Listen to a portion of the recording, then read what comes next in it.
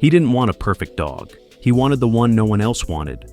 Growling, isolated, and labeled dangerous, this dog had been rejected countless times. But what happened after he brought him home stunned everyone.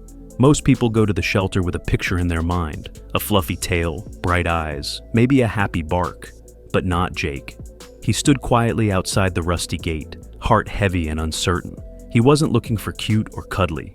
He was looking for a second chance. For both of them. Jake had lost everything just months earlier, his job, his home, and most painfully, his wife. The silence in his tiny apartment had become unbearable. That's when someone mentioned the shelter. Maybe a dog will help, they said. He wasn't sure, but something inside him whispered, go.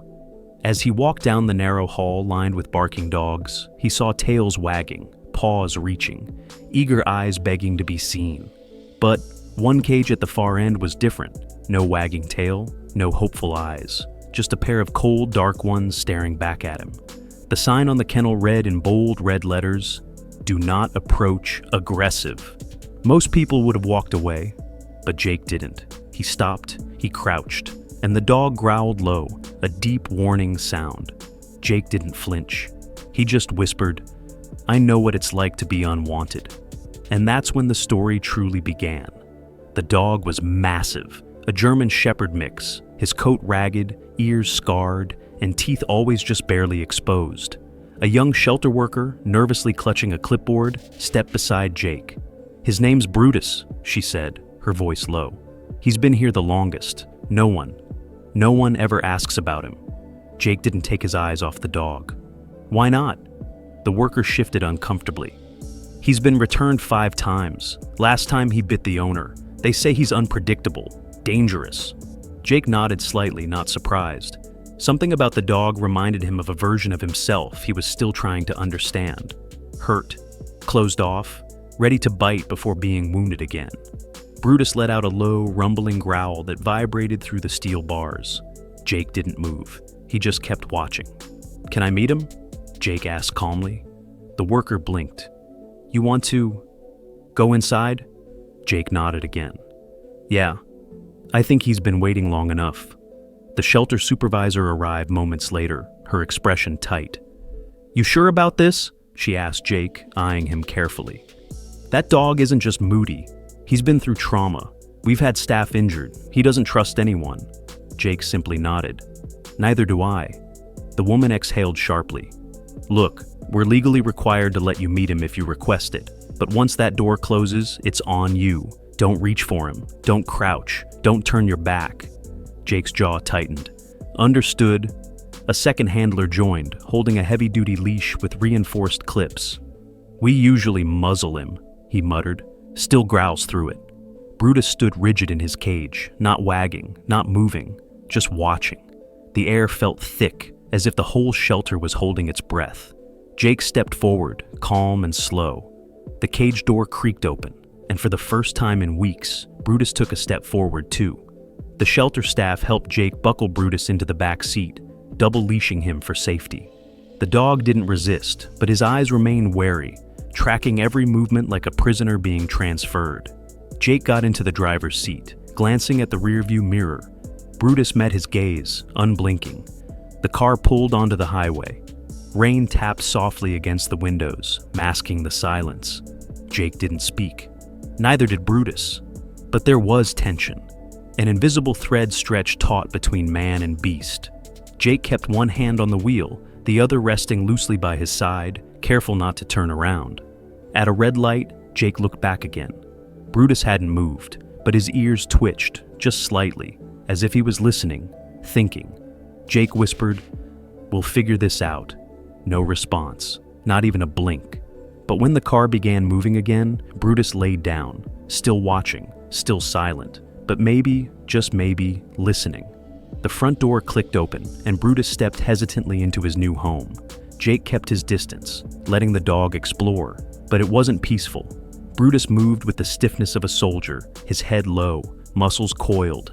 Every sound, a creaking floorboard, a humming fridge, triggered a flinch or growl. Within minutes, the living room lamp crashed to the floor.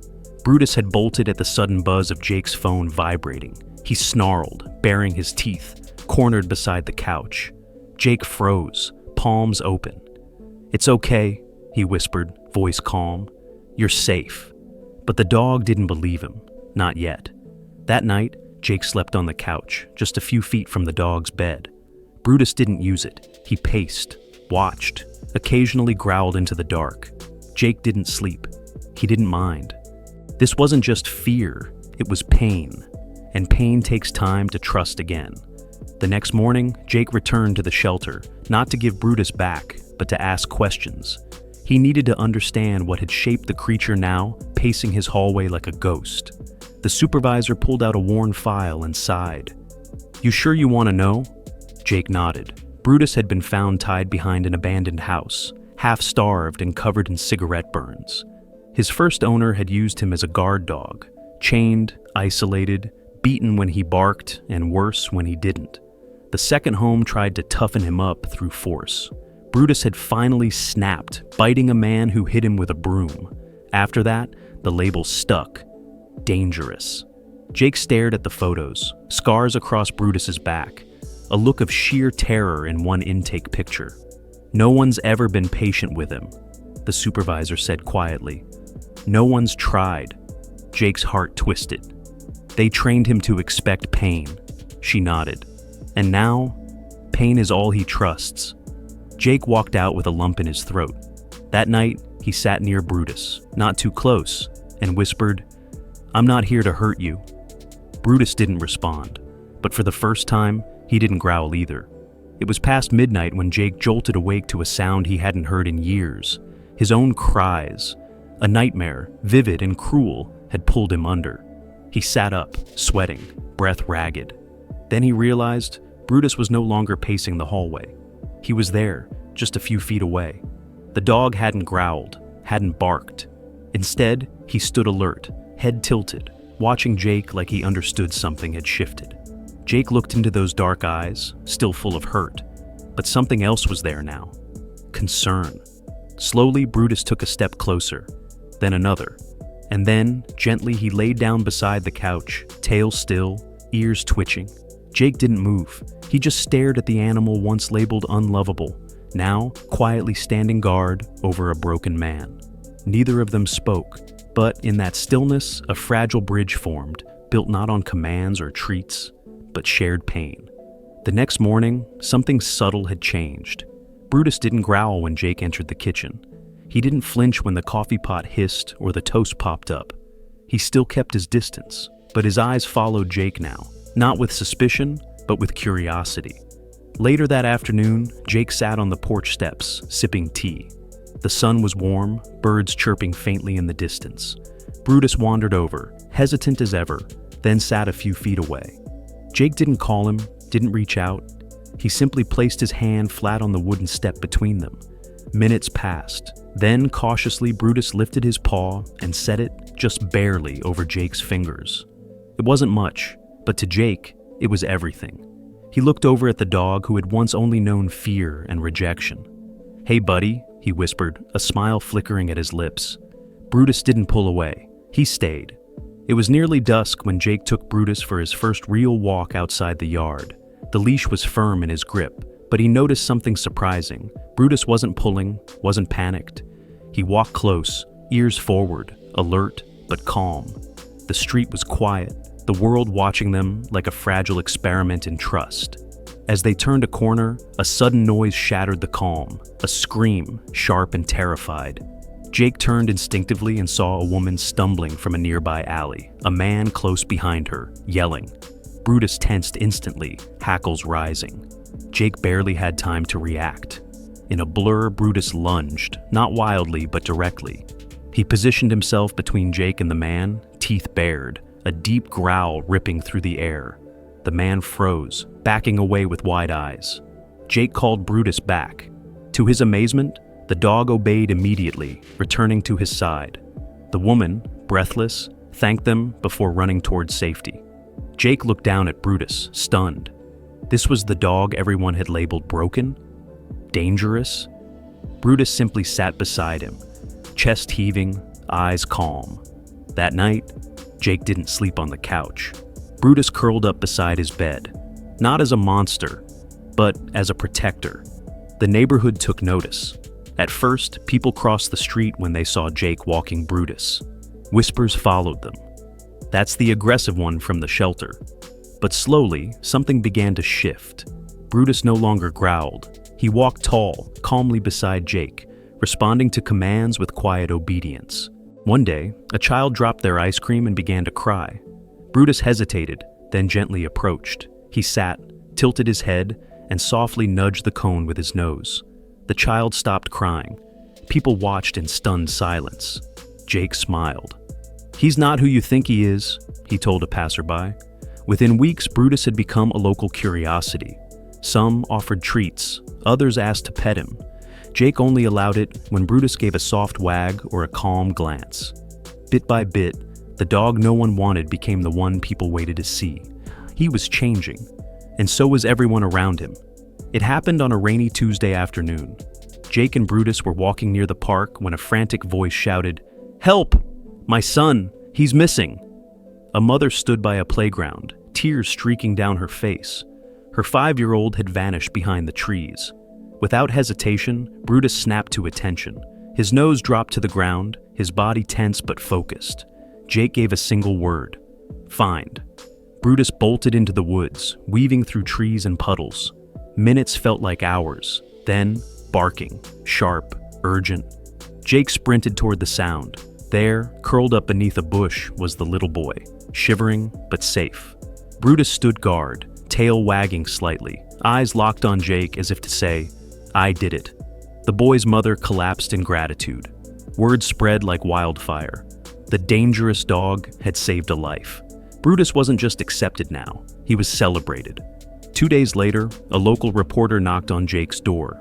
"We'd love to do a piece on Brutus," she said, notebook in hand, cameraman behind her. Jake hesitated, but nodded. "Sure, as long as people understand who he really is." They filmed in the backyard, Brutus calmly lying by Jake's feet, eyes soft, tail gently sweeping the grass. Jake shared everything: the shelter, the scars, the warnings, the transformation. The reporter wiped her eyes more than once. The story aired that evening. Then it hit social media.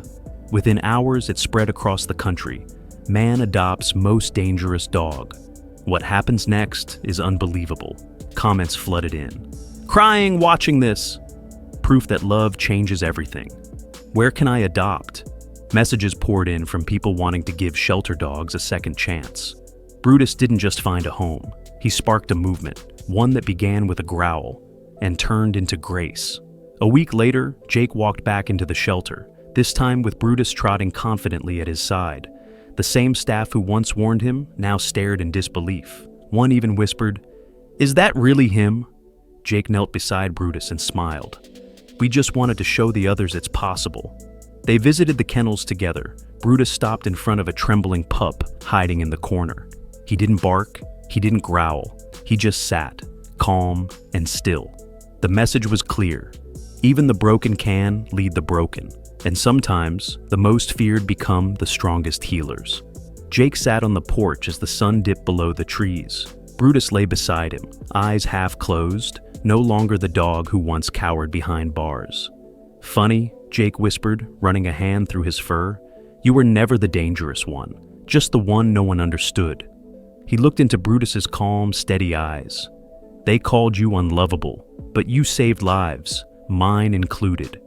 Brutus gave a soft, contented sigh. Jake turned toward the camera, voice low but firm. "Don't overlook the broken, don't fear the forgotten. Sometimes the ones we push away are the ones sent to save us." If you felt this story, like, share, and subscribe. And don't forget to hit the notification bell. More powerful, true stories are on the way.